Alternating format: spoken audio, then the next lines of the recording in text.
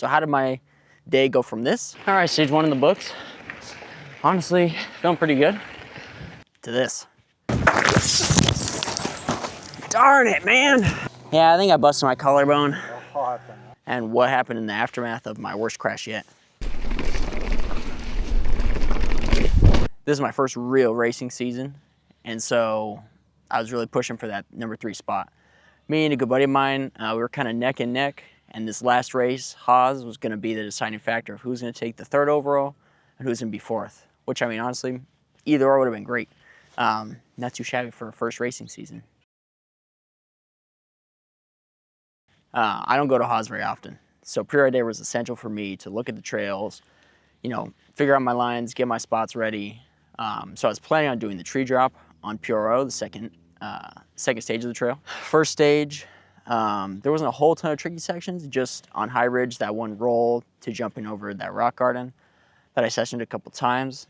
So I put in 2 laps, you know, 2 full runs on High Ridge, 2 full runs on Puro. I was feeling good. And I had a choice. I was running out of time, so I could either do Red Mountain Rush, stage 3, or do Mine, Upper Mine, stage 4. I was more comfortable racing stage 3 blind, so I decided to do Upper Mine. I had done it before last year, but still wanted to check out some spots because I've heard Red Mountain Rush is just super flowy, and you know, I thought I could make up some decent time there racing it blind. So going into the end of pre-ride day, I was feeling solid. I was feeling like, okay, I've got my head on straight. I know what lines I'm going to take. I know where I'm going to push it, where I'm going to be more reserved. And I was feeling ready for race day. So now it's race day, you know, head over, meet up with some friends at the start, pick up our timing chips, our plates, all that good stuff. And then this year they were going to shuttle us over to the start at High Ridge on the other side of the mountain. So we decided to mob over together. You know, racing is a lot more fun if you've got some buddies to do it with. When we got into the parking lot to ride up to stage 1, there's ambulances, there's fire trucks, you know, there's a police officer or 2 there. We're like, oh crap, someone had a really bad crash. You know, someone's having a really bad day. So that already kind of set the mood of like, this could be a little sketchy. Then we're climbing up, you know, to stage 1, and there's a helicopter. So the helicopter's flying super low over stage 2 Puro, and I'm like, shoot, that's the one where it can get really crazy. You know, you take some bad lines, you overshoot some things, you could be in a real bad situation. So we see him flying around, you know, try to clear it out of my mind, just because if I overthink it, something could happen. You know, so we climb up to stage 1, feeling really good, go to drop in, felt like a really smooth run. My goal was sub 5 minute. I think I got like 4:58 or something. So I accomplished my goal on that one. So yeah, I had a clean run on High Ridge, stage 1, started off the day really solid. So then it was time to head up to stage 2, Puro. So my plan was to hit the tree drop. I had tried the corner and it was like awkward, right-hander into a left down. So I was like, it'll just be easier and I'll think less if I just hit the tree drop. I have that on my mind and I say these words in my quick ride review on trail. And we'll see how stage 2 goes.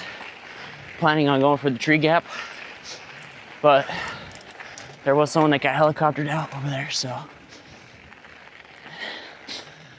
I don't know, we just gotta be safe. And so going into this race, my mentality was I need to take healthy, this is so stupid to say, I need to take more risk than the locals because I don't really know the trails. That was my first mistake. So we're up waiting in line, stage 2, pretty decent line. And my second mistake was checking the times. We had a buddy, he had got some service, he was like, hey, you guys wanna know what your times were? And I was like, yeah, what do we got? And I'm sitting in 17th place. So now I'm like, in the back of my mind, I'm like, frick, okay. So now I gotta push it a little harder on all these trails. So I'm ready to drop into stage 2. This one I knew had the highest risk, but I was only worried about the tree drop. I think that was like the only section where I was like, okay, this could get really hairy. So now I'm 20 seconds down the stage, feeling pretty good, feeling pretty composed to hit the tree drop. And my third mistake was not practicing that corner enough. I come up to the thing, it's closed. I'm like, crap, so I gotta take this corner that I'm not fast on. I know I'm gonna add some seconds onto my time. And my third mistake was not prepping for not hitting the drop. In my head, I was like, I'm dead set, I'm hitting the drop. I should have, you know, prepped and done at least 2 more tries on that corner to really figure out, okay, if I'm not feeling it in the race, how can I take this corner safely? So that was my third mistake. So now I'm behind. I know I'm behind. I took a really slow corner in a really short, section of track. So the rest of the stage was honestly pretty smooth until I got to that final drop. And I was looking for spots where I could really push it, just save off like a little bit of time here and there. And I was like, oh, right before the drop, I can pedal into it and just push right through. My fourth mistake was not remembering that there's a hard G-out spot at the bottom of that wash. So in pre-ride day, I'm hitting the wash, or that last drop, first time I ever done it, so I hit it a little slower. And I should have made a mental note of, you hit the wash, you come down, and it's like a super quick G-out. And I should have made a mental note of that, because during the race, that's where it all went wrong. That was like the culmination of all my mistakes of trying to push it too fast, knowing that I'm behind, trying to go faster than I can, and not paying attention to the features on the trail. So I hit the drop, and I pedal into it as hard as I can. I'm like, all right, I'm gonna get a super clean, smooth transition through the end, and we'll be on to stage 3. That did not happen. Pedal into it, hit the drop, and as soon as I hit, I know I went too deep. And my bars twist, I go right over the bars, shoulder into the sand. But honestly, I was like, oh, I'm fine, like it's sand. I was pulling back across the finish line, rattled mentally, but we're all good. Psych. Yeah, I think I busted my collarbone. As soon as I grab my bike, I go to grab it, because the guy was like, pull your bike across. And so I go to grab it, and I just feel no strength in my left arm. I'm like, crap. So I throw my bike down on the ground, go to feel my shoulder, and it's like a legit inch up. And I was like, oof, that's really bad. My collarbone is destroyed. Like, there's no, people are like, oh, are you sure? I'm like, yeah, it should not feel like that. So yeah, I had a legit step up in my collarbone, and I knew that was it. I was pretty bummed. So luckily, after the crash, there's a dad and a son, super cool dudes. I don't remember their names. They're watching this. Thanks for driving me. They're like, hey, we're leaving right now. We can take you to the truck, and we'll drive where you need to go. Okay, sweet. Load up my bike in their truck. They're helping me out. They drive me back to my car. And I'm on the back of Ursu Mountain. So I have, 2 options. Either I can scramble to find service, call an ambulance, have to sell my bike because I don't have good insurance, so my ambulance ride is going to be expensive. Or I just drive myself over there, which I do not recommend. But that's what I did. Honestly, I wasn't in a lot of pain. I think because of the adrenaline of the race mixed with the adrenaline of the crash, it didn't really hurt that bad. So yeah, they take the x-ray. This is what it looked like. Completely wrecked, because this is what your collarbone is supposed to look like. Yeah, so sat around for 4 hours. They gave me some morphine 3 hours and 45 minutes into my stay. It was really dumb, honestly. And they told me, yeah, you're probably gonna need surgery. Here's some pain pills. Good luck. Call us in a couple days to figure it out. It's like, what the heck? You can't do anything. I mean, I get it now. You can't do anything really for that type of injury. So my dad picks me up from the hospital. My in-laws draw my wife and my son down from Flagstaff. We all meet up and try to figure out, all right, how can we get this situated? Like, what's going to be our options? And so because of the nature of the break, it snapped like right in the middle of the bone. And so my shoulder was just all over the place. Like, they gave me a sling, but even in the sling, like, it would just jiggle around. It really felt like a can of Jello. Like, it was just so gross. And it would click constantly, like my bones just click. And I could push it in and out, and it kind of clicked back and forth. It's like, well, surgery is definitely got to be an option here.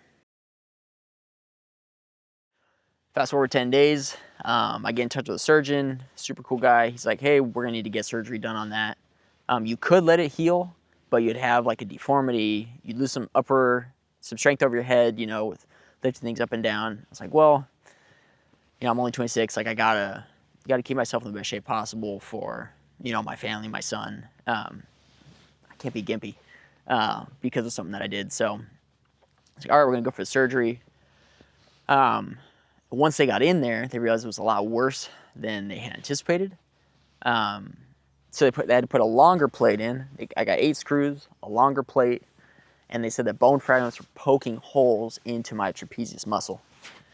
And after surgery, I told my wife, he's like, yeah, good thing that we operated, because if not, it would not have healed properly.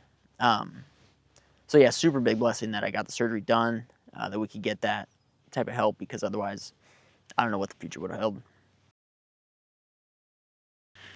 So post-surgery, I got 6-week recovery ahead of me before the bone, that's time frame for the bone to fuse back together. I got 2 weeks before they can take the bandage off. That's covering up like the incision. So yeah, honestly, I mean, it happened over winter, so I mean, you got to see the positive and everything. I mean, at least it wasn't, super remote, back of the woods place. Didn't have to get life flighted anywhere. So I was super blessed in all those regards. All right, so now that everything is stabilized and in recovery, it's time to think about next season. Um, what are the risks I'm going to take? How are things going to go? I'm starting to push my view forward to the future. So yeah, the next couple months will be, resting, recovery, stretching, regaining mobility. It already feels a lot better, honestly, with the stabilization of the plate. And yeah, just probably gonna get back on the bike, learning how to take a healthy amount of risk and kind of what I want to do, and the risks I want to put on my body and on myself. And then comes the real battle, the mental side of things of getting back on the bike, getting back into racing. Seeing if I can still push it, or if there's gonna be that mental block that I'm gonna have to overcome. So that'll be kind of next steps. If you want to help me out on this trail to recovery, it's gonna be like the whole thing I'm calling it. Make sure you like the video, subscribe. It helps the channel grow. Reach more people like yourself. So stay tuned. Thanks for checking in. We'll see you next time.